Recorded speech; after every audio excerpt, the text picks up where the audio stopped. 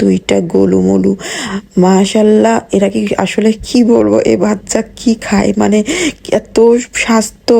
আমার ছেলেটাকে দেখে না, আমি বলতেছিলাম যে আমার ছেলে, তুমি যদি একটা ঘুষি মারো আমার ছেলে তো কাইত হয়ে পড়ে যাবে, মানে এমন একটা অবস্থা। আর মেয়েটা দেখেন না কি দুষ্টু, আমার ছেলেকে বল দেবে না। ব্যাস এই বলটা দেখে তো আমার জানে জিদ উঠে গেছে, কি আমাকে বল দিবে না, মানে একটা মেয়ে হয়ে তুমি আমার একটা ছেলের সাথে এরকম করতে কীভাবে পারো। তো এ হচ্ছে ইগোতে লাগলো আর কি।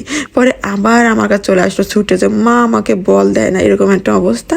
পরে আবার ওকে বল কিনতে আমরা চলে আসলাম নিচে। তো নিচে এসে তো যা হলো, মানে আমি বুঝতেই পারি এক বল কিনতে এসে আমার কি হবে। তো আমার তো সব শপিং করা শেষ হয়ে গেছিলো, আর ওর বাবাও অনেক ফোন দিচ্ছিলো কখন জানি বাসায় যাই আমরা।